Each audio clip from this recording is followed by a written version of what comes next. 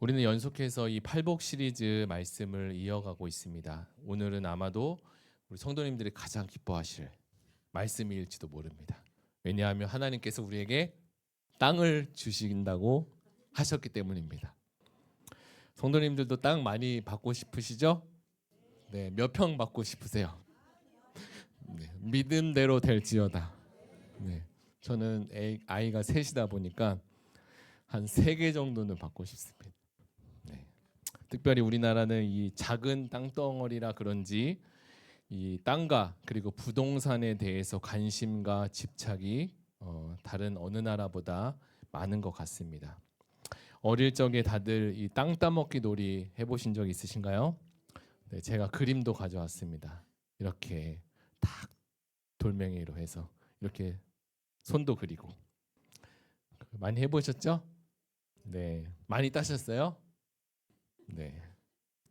우리나라 이 교육열만큼이나 이 땅에 대한 열정도 아마 1등 아니면 서운할 정도입니다. 우리는 어렸을 때부터 이렇게 땅을 좋아했습니다.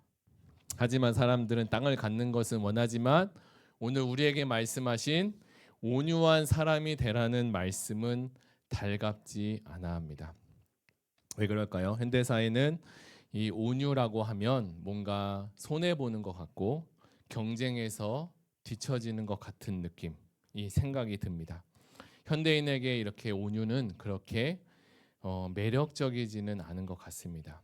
온유는 말 그대로 따뜻한 마음을 지니고 부드러운 것을 의미하고 있습니다. 그러나 이 말씀에서는 이 온유라는 것이 너무나 부드러워서 다른 사람에게 뭐 싫은 소리도 못하고 매번 손해만 보고 그리고 우유부단해서 일도 제대로 못하는 사람으로 우리가 이런 뉘앙스를 느끼는 것 같습니다.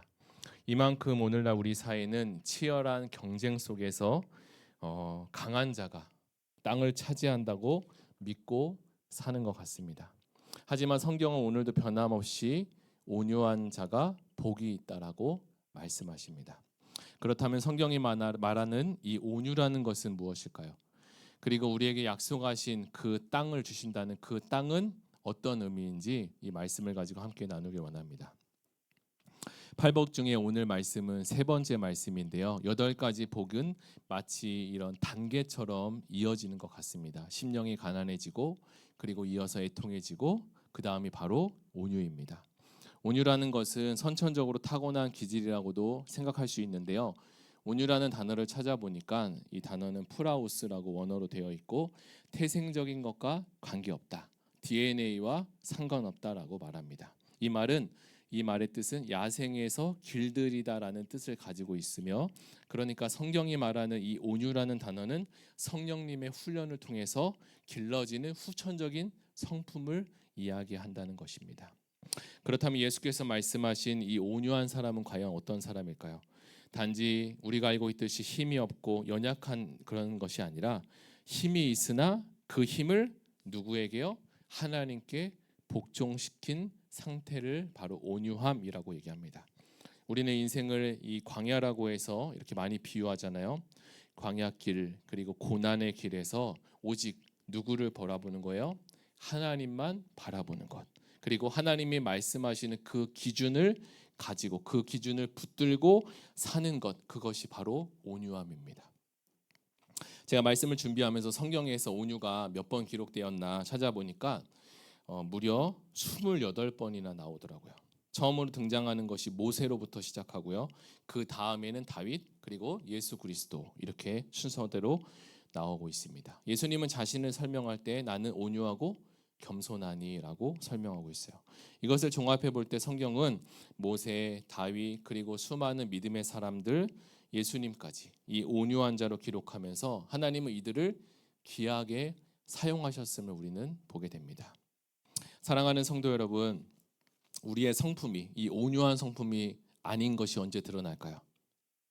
제가 삼둥이를 키워보니까 육아할 때는 이 나오지 말라고 해도 이 옛사람이 막 나오는 거예요. 그래서 제가 내 속에 이렇게 사람들이 많이 있었구나. 옛사람들이 이런 생각을 이제 많이 한 거야. 내 안에 이렇게 옛사람들이 많이 있었구나. 왜 아기 엄마들이 우울증이 걸리겠어요? 승질을 내야 되는데 아기 때문에 참는 거예요. 그러니까 병이 걸리는 겁니다.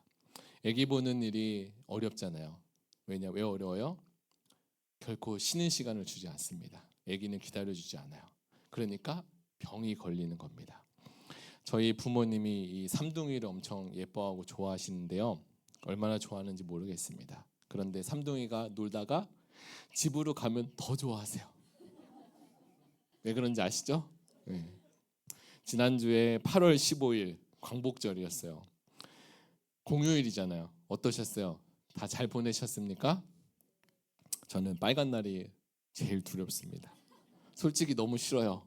빨간 날 계속 많아지더라고요. 너무 싫습니다. 왜 그래요? 아침부터 밤 늦게까지 이 아기를 봐야 되기 때문에 이 아이들이 쉬는 날은 기가 막히게 또 새벽부터 일어나서 배고파 아빠 오늘 아침에 뭐 줘요? 막 이제 물어보는 거야. 아내가 이제 제가 사역을 하니까 토요일 주일은 이제 혼자 육아를 하고 있잖아요. 그래서 지난주 광복절은 아내 좀 쉬라고 제가 이제 아기 3명을 데리고 아침부터 나가서 밤 9시 넘어서 이제 들어왔어요. 네, 빨간 날 거의 매일 그렇습니다. 그래서 제가 빨간 날 싫어하잖아요. 그죠? 다음 날 아침에 일어나야 되는데 몸이 안 움직이더라고요. 야, 진짜 몸이 안 움직여. 요즘 아기 아빠들이 뭐라고 해요? 회사 출근할 때는 쉬러 가는 거고 회사 퇴근할 때는 이제 일하러 온다라는 얘기를 해요. 아직 안 봐보셨죠? 네. 어느 날 뉴스에 이런 얘기가 나오더라고요. 쌍둥이 부모는 한 명 부모보다 7년이 더 늙는데요. 누가 이거 조사했더라고요. 그러면 새 쌍둥이 부모는 얼마나 늙어야 되는 건가 생각이 들더라고요. 자, 무슨 얘기하다가 저희가 여기까지 왔어요? 맞아요. 온유 얘기하다가 여기까지 왔어요. 아무튼 육아하면은 온유한 성품이 되기 쉽다, 어렵다? 어렵다. 굉장히 어렵다. 성도님들도 이제 많이 공감하실 텐데요. 신앙생활하면서 가장 어려운 것이 뭐냐 했을 때 신앙생활을 하면 할수록 어려운 게 그 속사람, 이 성품의 변화하는 것이 너무나 어렵습니다.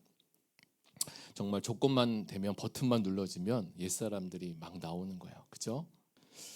자, 성령의 열매인 이 온유라는 단어를 가장 쉽게 우리가 이해하려면 야생마를 길들이는 이야기와 같습니다. 미국 서부에서는 이렇게 머스탱이라고 불리는 야생마가 있다고 해요. 이 야생마가 이 광활한 평원을 막 달리는 모습은 정말 이 영화로만 봐도 웅장하고 아주 멋있습니다. 그러나 이 야생마는 사람을 절대 태우지도 않고요. 주인의 신호에 절대 반응하지도 않습니다. 야생마는 힘이 세지만 결코 길들여지지 않으면 굉장히 파괴적일 수 있다는 거예요. 그러니까 온유라는 것은 훈련의 결과이고 이 야생마가 주인의 마음대로 쓰시기에 길들여지는 것처럼 성령께서 우리의 교만과 그리고 우리의 분노와 우리의 의지까지도 내가 모르는 구석구석까지도 다듬어 주시는 것입니다. 이것이 바로 성경이 말하는 온유라는 것이에요. 온유라는 것은 힘이 없고 무기력하는 것이 아니라 우리 안에 이 야생마 같은 힘과 그리고 여러 가지 능력이 있지만 그것을 내 마음대로 쓰는 것이 아니라 주인인 하나님이 쓰시기에 하나님이 원하시는 대로 쓰임 받는 것이 바로 온유함입니다. 그렇다면 성경에서 온유는 어떤 것인지 자세히 살펴보기로 합니다. 먼저 온유는 힘이 없는 것이 아니라 힘을 절제하는 것입니다. 모세 이야기부터 나오는데요. 민수기 12장의 모세를 이 모세의 온유함이 지면의 모든 사람보다 더 승했다라고 증언합니다. 그는 애굽 왕 앞에서 다 덜덜 떨고 있는데 담대하게 가서 하나님 말씀을 선포했고요. 그리고 홍해도 지팡이로 갈랐고 시내 산에서 하나님의 율법을 받았던 매우 강력한 지도자였습니다. 이 모세의 온유함은 힘이 없어서 그런 것이 아니라 오히려 갖고 있던 힘과 에너지가 많았음에도 그것을 자신의 뜻대로 드러내지 아니하고 하나님께서 하라고 하신 그 말씀에 순종함으로 그 절대된 힘을 사용했던 게 바로 모세였습니다. 두 번째로 온유한 자는 하나님의 뜻에 자신을 맡긴 사람입니다. 뭐라고요? 온유한 자는 하나님의 뜻에 자신을 맡긴 사람이다. 히브리어로 온유를 아나브라고 기록하고 있는데요. 그 뜻은 자신을 낮추고 그리고 하나님과 그리고 사람 앞에서 겸손히 순종하는 태도를 말합니다. 자, 성경에 보니까 이 다윗이 그렇게 나오고 있어요. 다윗이 사울이 다윗을 죽이려고 할 때 다윗은 2번이나 이 사울을 죽일 수 있는 기회가 있었어요. 그러나 다윗은 자기 힘을 사용하지 않고 뭐라고 했어요? 여호와께서 기름 부으신 자를 자기가 내치지 않겠다라고 믿음으로 꾹 참았습니다. 그의 온유함은 하나님의 때를 기다리는 신앙이었어요.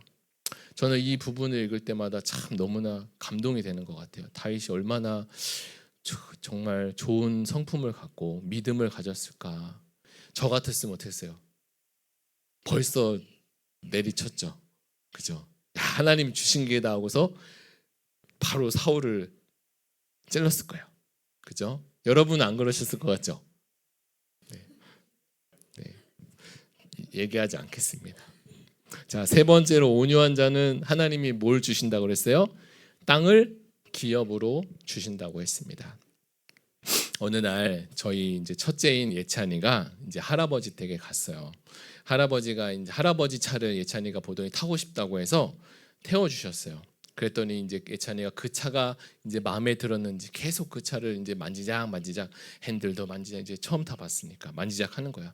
할아버지가 그 모습을 보고 예찬아 너 이 차가 갖고 싶니? 싶어 물었더니 예찬이가 이 차가 마음에 든다는 거야. 그랬더니 할아버지가 뭐래요? 그럼 예찬아 너 이 차 너 줄게. 그리고 할아버지가 가진 것도 다 줄게 이런 거예요.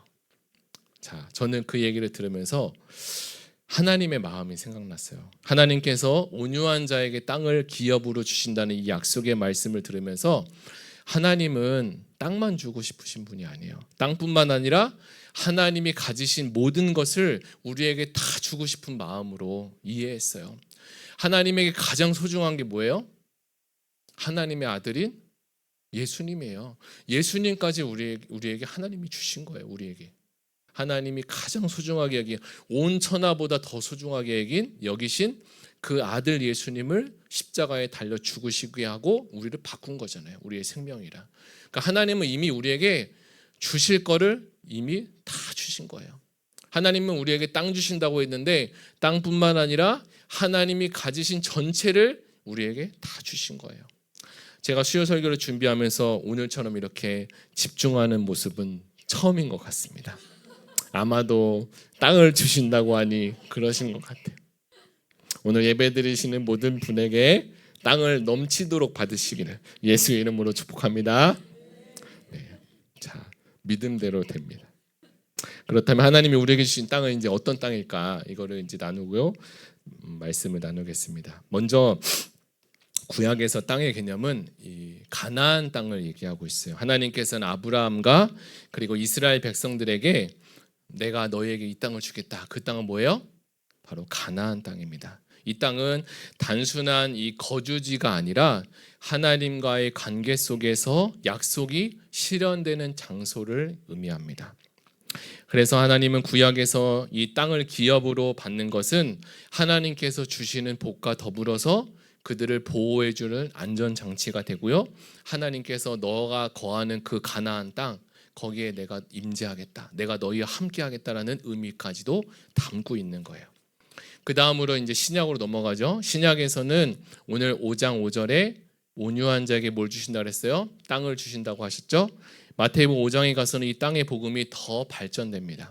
마태복음에서 땅은 더 이상 이 팔레스타인의 이 지역적인 한 지역만을 의미하지 않습니다. 예수님께서는 이 가나안 땅 정도가 아니라 하나님의 나라를 주고 싶으신 거예요.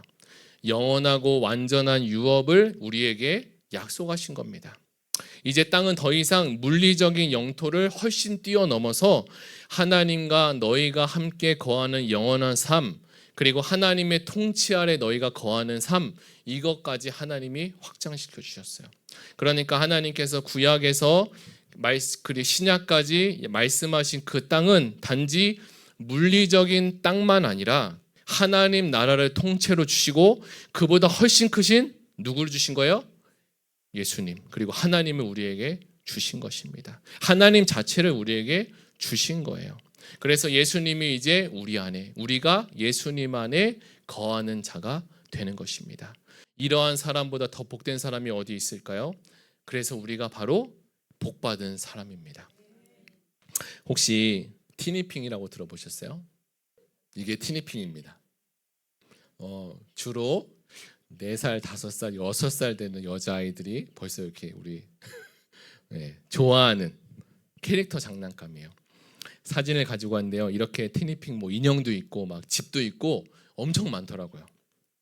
그런데 하루는 휴가 때 이 삼둥이보다 몇 살 많은 사촌이 저희 집에 놀러 왔습니다. 그런데 그 친구는 이제 초등학교 이제 1학년이 됐어요. 집에 티니핑이 자기가 엄청 많다는 거예요. 근데 이제 자기가 이제 좀 커서 저희 애들한테 나 이제 그거 안 갖고 논다고 이제 그러는 거예요. 그래서 내가 다음에 올 때는 티니핑 다 가져와서 우리 삼둥이 준다니까 애들이 찬양했어요. 와 하고 복음이 임했습니다. 자, 왜 그럴까요? 이제 그 장난감 가지고 노는 시기가 이제 지난 거예요. 이제 시시한 겁니다. 우리가 어때요? 옛날에는 땅 따먹기 게임하고 그 땅이 정말 내 것인 줄 알고 생각했지만 어머니가 부르는 거야. 야, 성희야, 저녁밥 먹으러 와. 그러면 어떻게 돼요? 땅 따먹기 다 한 거 다 놔두고 놀이터에다 다 놔두고 지우고 집으로 그냥 오는 겁니다. 당시 이스라엘 백성들은 자신의 인생을 구원할 정치인이 필요했어요. 구원자가 필요했습니다. 그래서 메시아가 나타나서 로마를 다 물리쳐주고 그리고 이스라엘을 최강대국으로 만들어주기를 바랬습니다. 그것이 바로 이스라엘의 소망이었어요. 그러나 설령 그렇게 된다고 할지라도 이스라엘 사람들이 50년, 60년, 70년 살면 어떻게 돼요? 더 이상 그 부귀영화를 누릴 사람이 없는 거예요. 영원히 거기에 살 수 있는 사람이 아무도 없어요. 다 두고 천국으로 가는 겁니다. 그래서 하나님은 잠깐 있다가 가는 이 세상 땅만 주고 싶으신 분이 아니라 하나님은 우리에게 영원히 살 수 있는 땅, 하나님 나라를 주고 싶으신 거예요. 그리고 그 나라에서 누구랑 함께요? 하나님과 함께 영원히 살기를 원하시는 겁니다. 그래서 주님이 마지막에 갈 때 천국을 예비하러 간다고 하시잖아요. 하나님 나라를 예비하러 가신다고. 저희 집에 삼둥이가 코로나 때 태어났는데요. 아버지께서 어느 날 갑자기 한 명도 아니고 이 3명이 태어나니까 하시는 말씀이 내가 내년까지 일하려고 했는데 한 5년은 더 일해야 되겠다라고 말씀을 하시더라고요. 왜 그럴까요? 어떻게든 손주와 손녀에게 더 주고 싶은 마음 때문에 그러지 않았을까요? 이것이 바로 부모의 마음입니다. 그런데 우리 하늘 아버지는 어때요? 이 땅에서 있는 시시한 것들뿐만 아니라 영원한 것들을 우리에게 주시고 싶은 마음인 거예요. 이 세상에 잠깐 있다가 없어지는 것이 아니라 사라지고 영원히 가치 있는, 사라지지 않는 영원히 가치 있는 천국을 주고 싶어 하신 겁니다. 하나님은 우리에게 가장 좋은 것을 주고 싶어 하시는 분이에요. 그래서 하나님의 이 사랑을 보여줄 수가 없으니까 아들을 주셨잖아요. 하나밖에 없는 아들.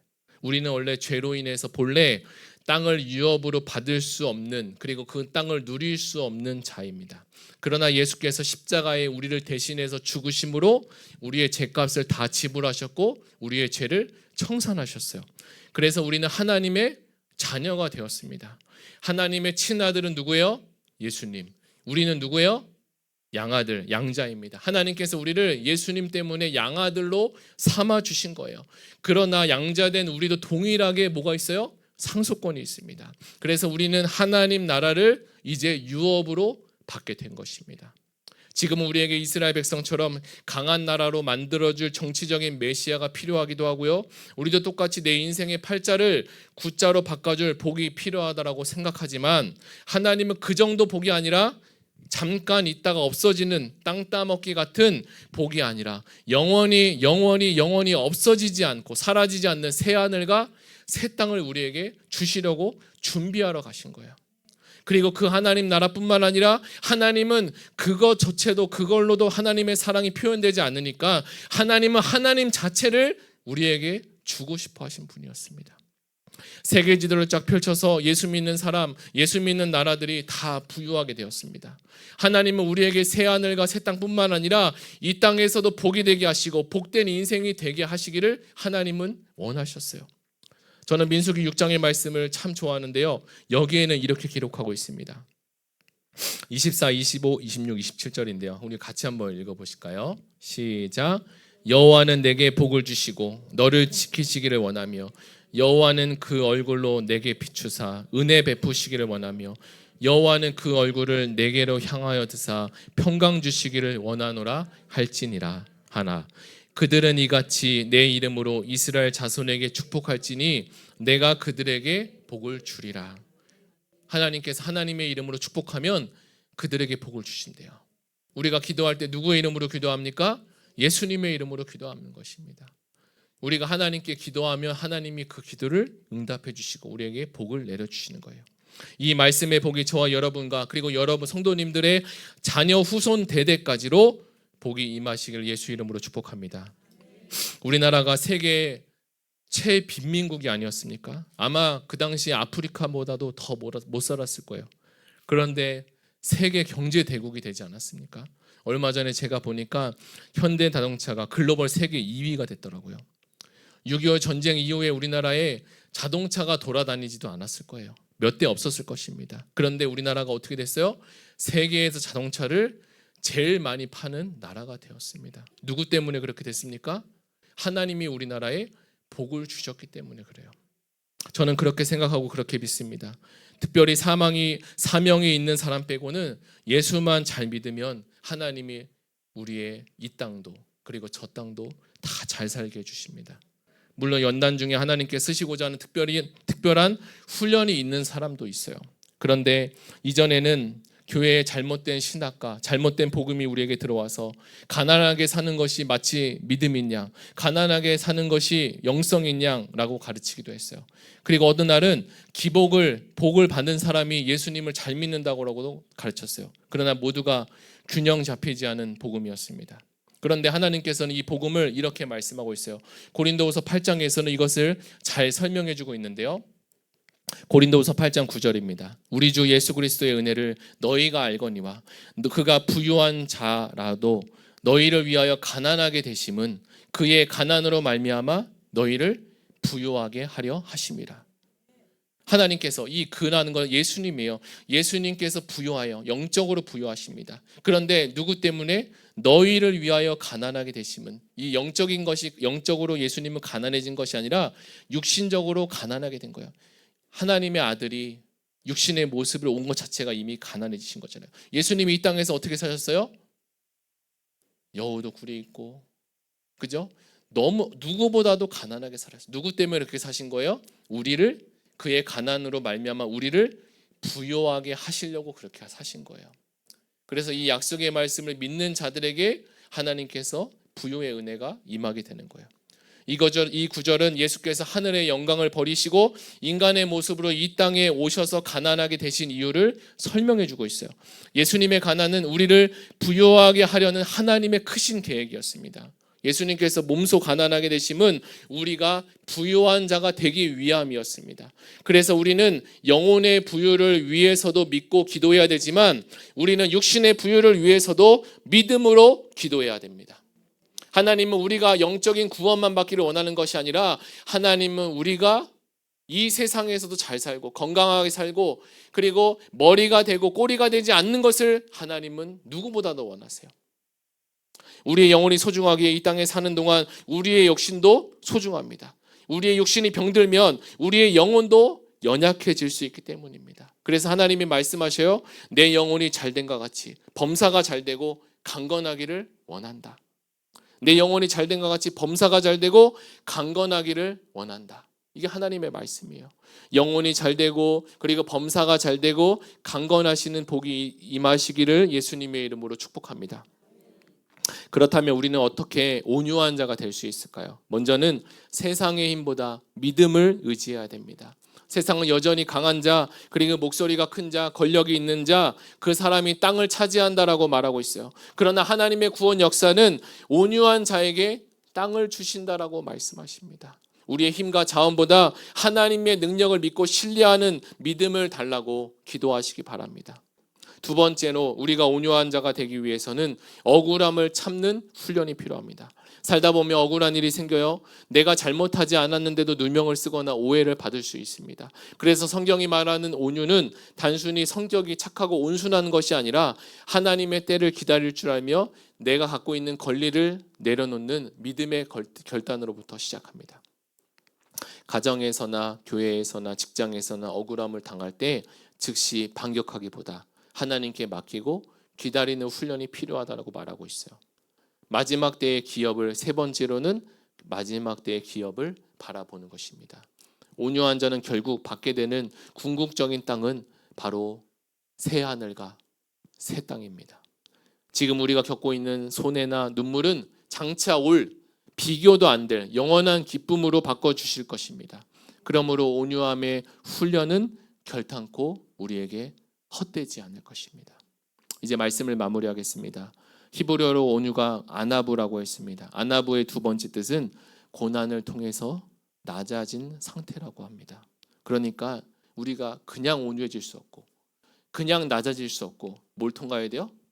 이 고난이라는 풀무불을 통과해야 온유가 된다는 거예요. 고난이 크면 영광이 크다는 것을 믿으시고 소망을 가지시기 바랍니다. 우리가 예수 믿는 순간부터 천국 가는 그날까지 우리는 하나님은 우리를 온유를 배우게 하십니다. 저 끝에서 우리에게 주시는 하나님 나라와 유업이 분명히 있다는 사실을 잊지 마시고 온유를 연단하시는 우리에게 모든 성도님이 되시기를 축복합니다. 우리 말씀을 생각하시면서 함께 찬양하기 원합니다.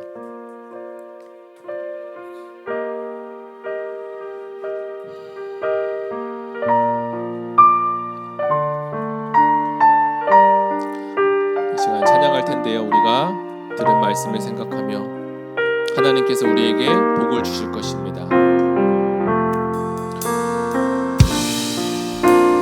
가난한 자는 천국이 저희 것이요 천국이 저희 것이요 애통하는 자는 복인데 위로를 받을 것이요 온유한 자 복이 있나니 땅을 기업으로 받겠네 그의 줄이고 목마른 자는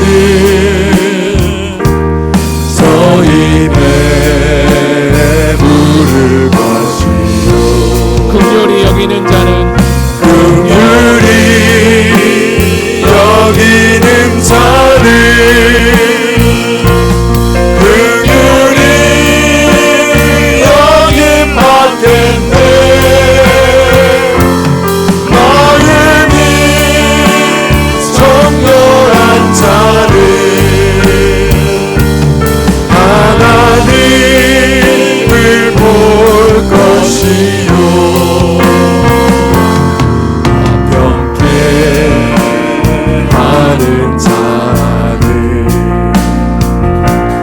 하나님의 아들이라 일컫네 의를 위하여 핍박받는 자 의를 위하여 핍박받는 자 천국을 주십니다. 천국이 저희가 찬양합니다. 심령이 가난한 자는 심령이 가난한 자는 천국이 저희 것이요 애통하는 자는 복인데 위로를 받을 것이요 온유한 자 복이 있나니 땅을 기업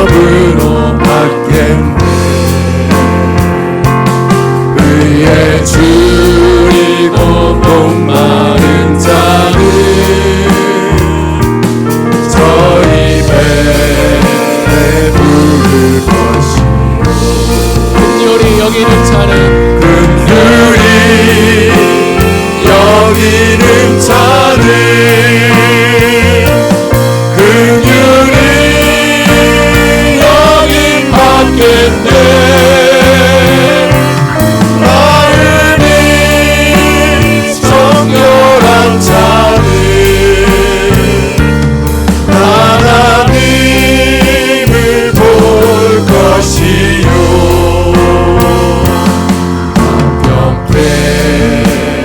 경배하는 자는 하나님의 아들이라 하나님의 아들이라 일컫네. 그를 위하여 핍박받는 자 그를 위하여 핍박받는 자 천국이 저희. 우리 두 손 들고 찬양합니다. 내게도 주소서 내게도 주소서. 내가 복을 받기 원하네. 내 주여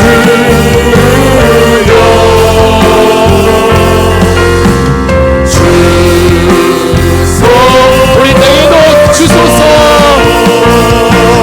내게도 주소서. 내가 복을 받기 내가 복을 받기 원하네.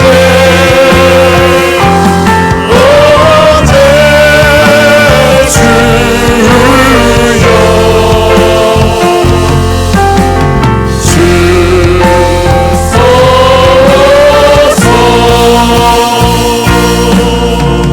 우리 이 시간에 말씀을 가지고 함께 기도하기로 합니다. 오늘은 고난을 통해 낮아지는 훈련의 결과라고 했습니다. 야생마가 길들여지듯 성령님의 손길에서 우리의 교만과 분노와 우리의 의지가 다듬어지게 하여 주옵소서. 온유는 세상 속에서 약해 보이나 하나님 나라에서 가장 강한 힘이라고 말씀해 주셨습니다. 주님, 우리에게 온유를 배우게 하여 주옵소서. 예수님을 닮은 온유함으로 살아갈 때 우리는 이미 하나님 나라의 기업을 맛보고 장차 완전한 땅을 기업으로 받은 것입니다. 내 안에 있는 내 힘과 계획을 주님께 맡기게 하시고 성령님께 훈련받아 말씀과 기도와 공동체 안에서 다듬어지게 하여 주옵소서. 인내가 참 힘들지만 어렵지만 주님이 주신다고, 힘을 주신다고, 인내하게 하신다고, 억울함을 풀어주신다고, 부당함을 풀어주신다고 주님 말씀하셨습니다. 하나님의 때를 믿게 하여 주옵소서.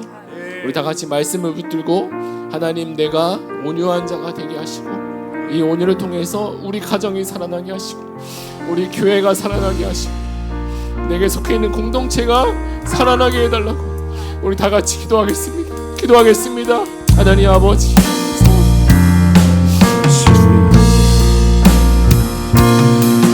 온유한 자 복이 있나니 땅을 기업으로 받겠네. 의에 줄이고 목마른 자는 저희 배 부를 것이요 긍휼히 여기는 자는 긍휼히 여긴 받겠네. 마음이 정결한 자는 하나님을 볼 것이요 완벽해 하는 자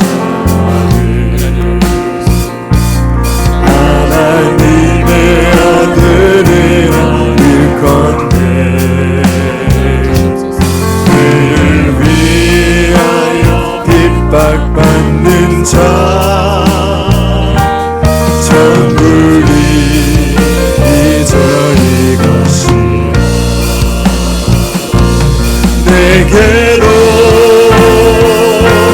주소서. 내가 범하기 원하네. 오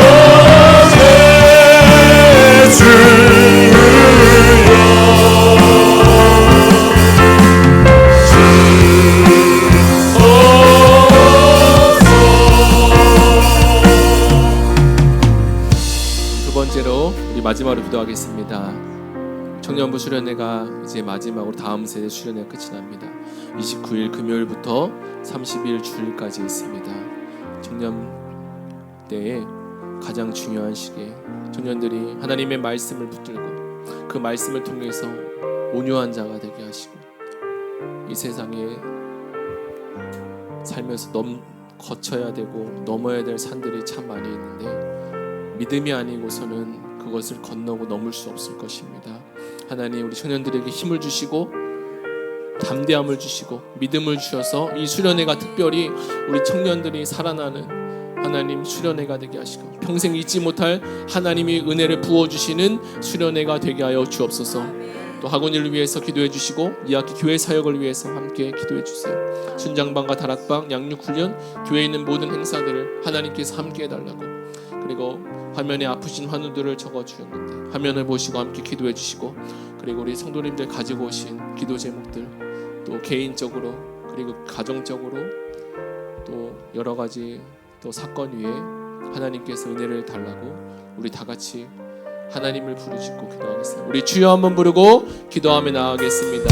주여 주가 일하시네.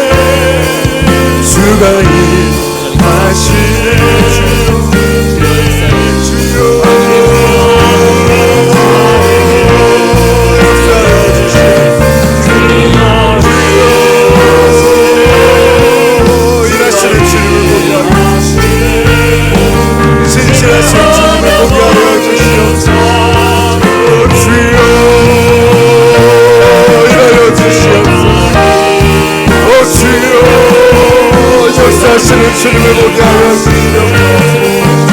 그 하나님의 일하심을 보기를 원합니다. 하나님 모든 사역 가운데 성령 하나님 역사하시 기름 부어 주시옵소서. 주 일하심을 보기를 원합니다. 네 주님